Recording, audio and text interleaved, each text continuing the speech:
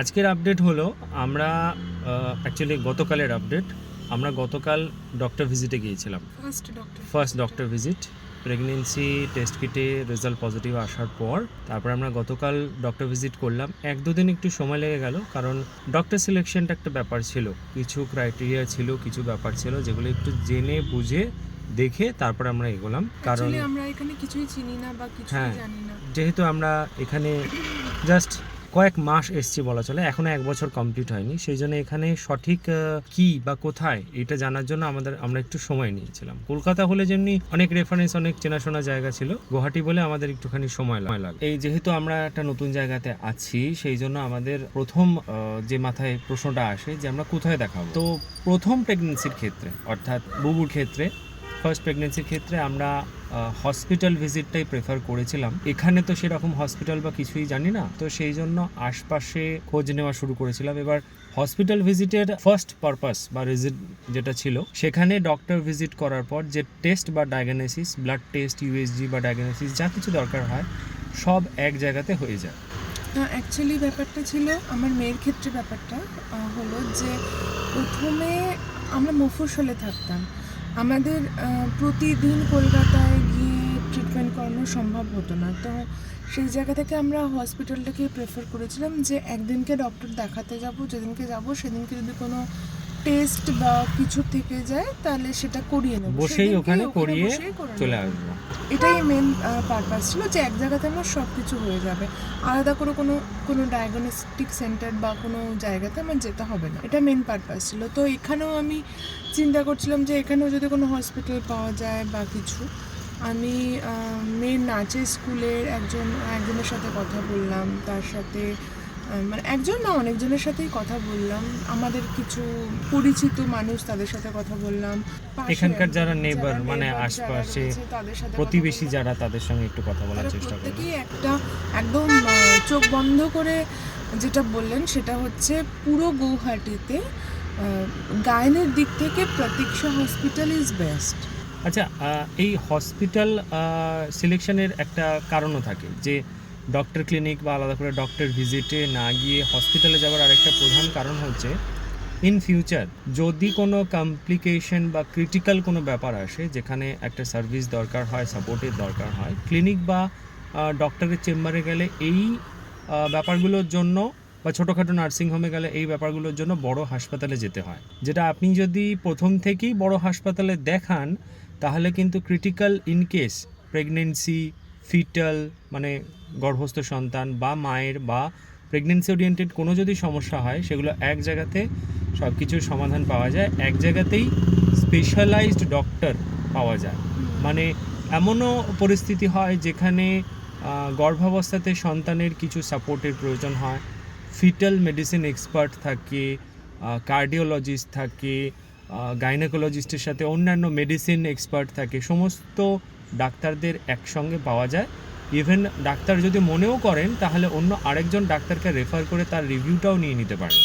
এবং বড় বড় হাসপাতালে একটা ব্যাপার থাকে যে ইন ক্রিটিক্যাল কেস ওদের একটা কমিটি তৈরি হয়, যেখানে 2-3 জন ডাক্তার একসঙ্গে থাকেন, আলোচনা করে ব্যাপারটাতে ডিসিশন নেওয়া হয়। তো ছোটোখাটো নার্সিংহোম বা একটা স্ট্যান্ডঅ্যালোন কোনো ডাক্তারের ক্লিনিক, সেখানে ডিসিশন নেওয়া বা সেখানে এই ব্যাপারগুলো সমাধানের ক্ষেত্রে একটু ক্রিটিক্যাল হয়ে যায়, ব্যাপারটা একটু কঠিন হয়ে যায়। এবং ইনকেস যদি কোনো ছোটো নার্সিংহোমে বাচ্চা ডেলিভারি হয় এবং তারপরে যদি ইনকেস সেই বাচ্চাটার কোনো কমপ্লিকেসি হয়, তাকে কিন্তু সেই ছোট নার্সিংহোম থেকে সেই হসপিটালে, কারণ ছোট নার্সিংহোমে 1-2 দিনের বাচ্চাকে টেনে নিয়ে যেতে হয়। ছোট নার্সিংহোমে নিকু থাকে না, যেটা স্পেশাল কেয়ার ইউনিট ডেলিভারির পরে অনেক সময় অনেক ক্ষেত্রে দরকার হয়, সেটা ছোটোখাটো হাসপাতালে বা ছোটোখাটো নার্সিংহোমে থাকে না।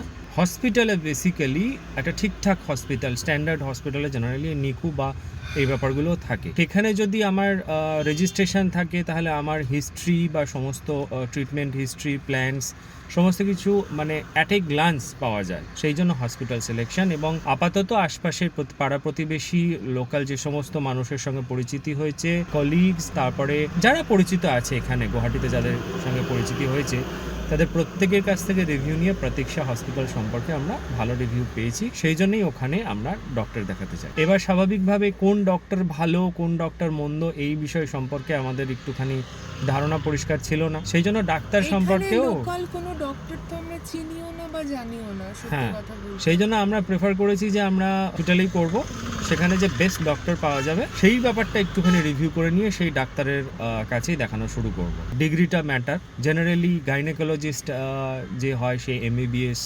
MD MS এরকম ডিগ্রিগুলো থাকে, স্পেশালাইজেশনও থাকে গাইনোকোলজিতে, এবং এক্ষেত্রে এক্সপিরিয়েন্সটা একটা ম্যাটার।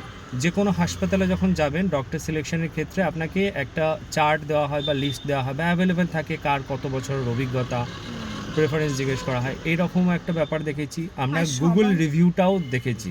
না না না, তার থেকেও সব থেকে বেশি বড় ম্যাটার করে যে আপনার পরিচিত কোনো মানুষ যদি সেখানে যায়, মানে সেই ডক্টরের কাছে যায় এবং সে যদি বলে যে না এই ডাক্তার খুব ভালো, এটা সব কিছুর ওপরে, এটা সব কিছু গুগল রিভিউর ওপরে। তবে হ্যাঁ, এটা একটা বড় ক্রাইটেরিয়া থাকে জানেন তো।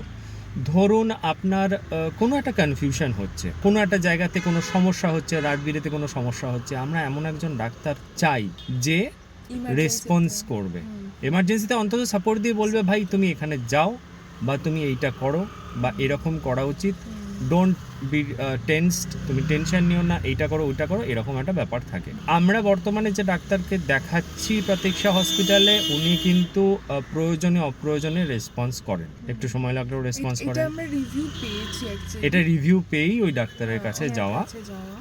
খুব বড় ডাক্তার যে ভালো চিকিৎসা দেয়, আমি চিকিৎসা নিয়ে কিছু বলছি না, তার কাছ থেকে উনি এতটাই ব্যস্ত থাকেন, এটা খারাপ কিছু নয়, এতটাই ব্যস্ততা থাকেন যে অফ আওয়ার্সে, রাত্রিবেলা বা নন অফিস আওয়ার্সে ডাক্তারের রেসপন্স দেওয়া সম্ভব হয় না। কারণ আমি যদি অপোজিট সাইড থেকে দেখি, একটা মানুষ যে সারা দিন ধরে ব্যস্ত আছে, প্রচণ্ডভাবে ব্যস্ত আছে, একটা সময় তারও দরকার হয় যখন সে রিলিফ চায়, রেস্ট চায়, তবেই নেক্সট ডে সে সার্ভিস।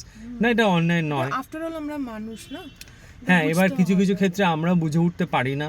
না, আমাদের অ্যাকচুয়ালি পেশেন্টের যখন কোনো ক্রিটিক্যাল কন্ডিশন হয় তখন মানুষ তো অবুঝ হয়ে যায়। স্বাভাবিক, একদম স্বাভাবিক, অবুঝ হওয়ারই মতন পরিস্থিতি হলে অবুঝ হবে, কিছু করার নেই। কিন্তু সেই জন্যেই যদি এরকম ডাক্তারের রিভিউ পাওয়া যায় যে ক্রিটিক্যাল টাইমে সাপোর্ট দিয়ে দিতে পারছে, নাথিং লাইক ইট, এর থেকে ভালো কিছু হয় না। হওয়ার দরকার নেই, কিন্তু মানে ক্রিটিক্যাল কন্ডিশনে সাপোর্টটা ম্যাটার করে যায় এই সময়ে।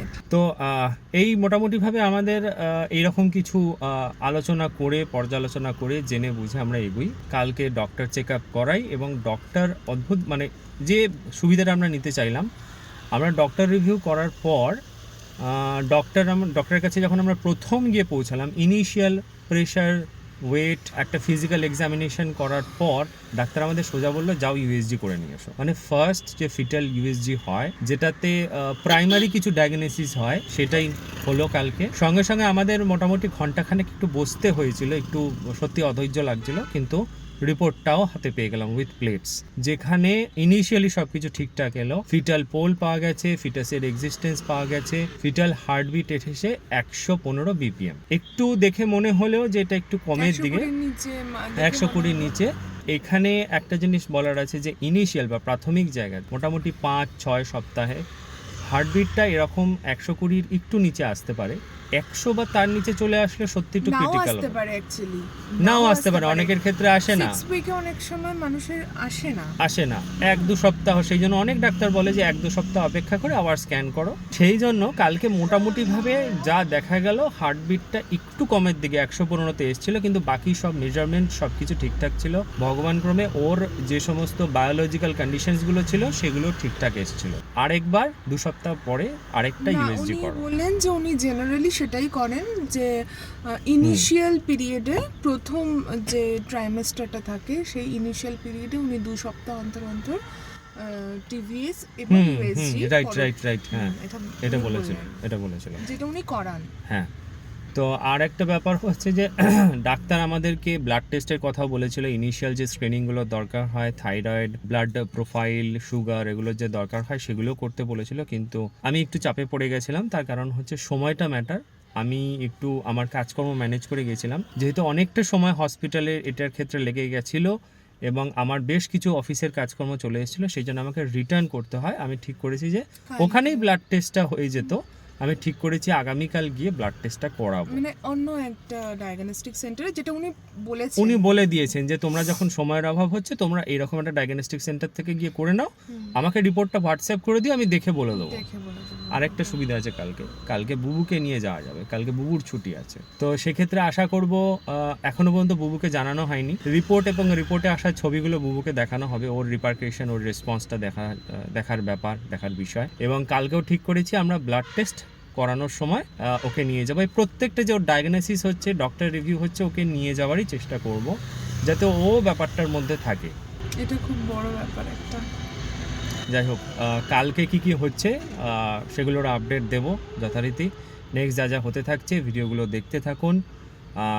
ভালো লাগলে লাইক করবেন, চ্যানেলটাকে সাবস্ক্রাইব করবেন, তাহলে আমাদের সেকেন্ড প্রেগনেন্সি জার্নির যে সমস্ত আপডেটগুলো সেগুলো পেতে থাকবেন।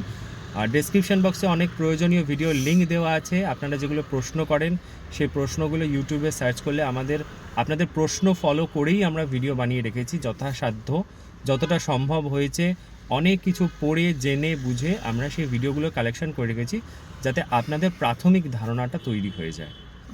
নেক্সট ভিডিওতে দেখা হচ্ছে, ততক্ষণ ভালো থাকুন, সুস্থ থাকুন, সচেতন থাকুন।